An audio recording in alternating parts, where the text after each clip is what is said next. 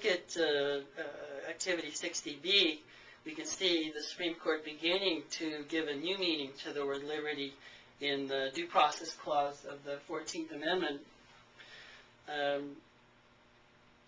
And notice this is 50 years after the 14th Amendment was proposed and ratified.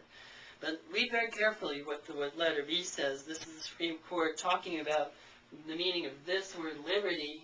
Now, just to remind us, I put a little man in jail here to remind us what that word actually means and what it meant to the people who approved of and agreed to this amendment. The Supreme Court is saying in Meyer versus Nebraska in 1923, without doubt, this word liberty in the Due Process Clause denotes not merely freedom from bodily restraint. Remember, that's what it had meant for many, many years, centuries in fact, but also the right of the individual to contract, to engage in any of the common occupations of life, to acquire useful knowledge, to marry, establish a home, and bring up children, to worship God according to the dictates of his own conscience. You can see that what they're doing here is they're adding to the meaning or giving it an additional meaning of personal liberties.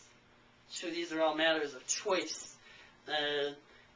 They conclude by, and generally to enjoy those privileges long recognized at common law as essential to the orderly pursuit of happiness by free men. Just a couple of observations. Again, they're adding to this to be personal liberties, and you may wonder, well, what's the problem with that? Doesn't it give additional protections to people? It might, but I'd like to look at it this way. What the Supreme Court does by giving a new and different meaning to this word liberty is now they have power and jurisdiction and authority over anything that has to do with personal liberties in the United States. So this is an example of the federal government expanding its power over things, taking powers away from state governments, not by means of any amendment, which is the legal, lawful, legitimate way of doing things, which is by the consent of the government, but simply by giving a meaning to this word that nobody ever had before. That's not what the word liberty meant to the people who approved of this. That's not, the American people never gave authority to the federal government to assume authority over personal liberties through an amendment. We never gave our consent to taking this power away from state governments. It's something the federal government just took by means of giving a new meaning to the word liberty. And you can see in letter C that this is something that sometimes might have a pleasing outcome. In the case of Loving versus Virginia, in letter C, the Supreme Court comes in and says, look, the freedom to marry is one of these essential personal rights, essential to the orderly pursuit of happiness by free men. And when the state of Virginia forbids interracial marriages, they're depriving the Lovings of their liberty. And you may like the outcome. I don't think there's many people who would say, well, I think that there should be a ban against interracial marriage. So that's part of the question, but I also want you to think about by what authority does the Supreme Court strike down the Virginia law, and how does this affect things like constitutionally limited government and self-government.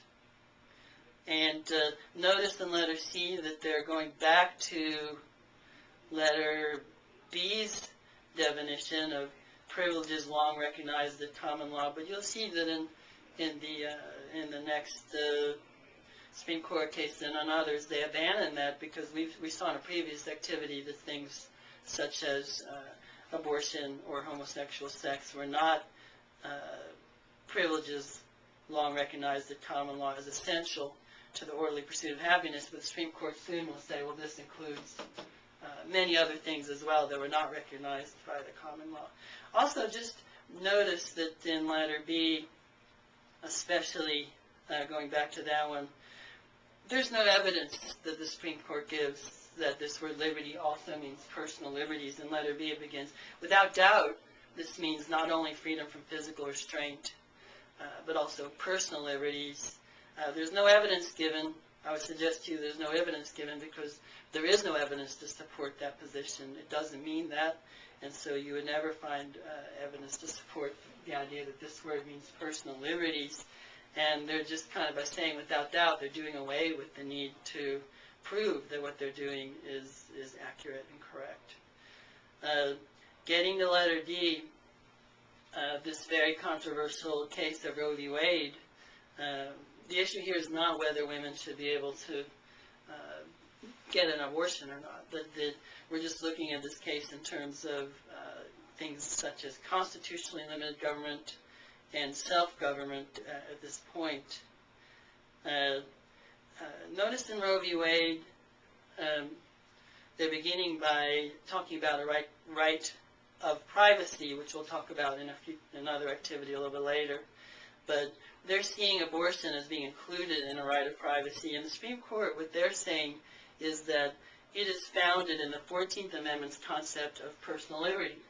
So if you're thinking about or asked or telling someone about where in the U.S. Constitution a woman's right to get an abortion is located, it's in the word liberty in the Due Process Clause of the 14th Amendment.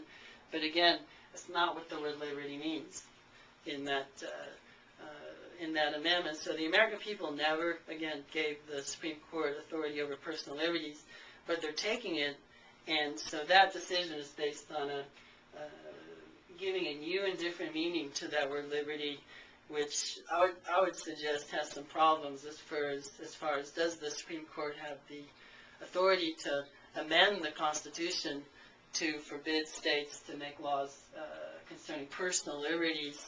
The Constitution gives that power only to the people acting through their federal and state governments, not to the Supreme Court. Notice also that the Supreme Court recognizes in this decision that the District Court thinks that the right to abortion is in the 9th Amendment, which they disagree with, but we'll come back and study the 9th Amendment in another activity.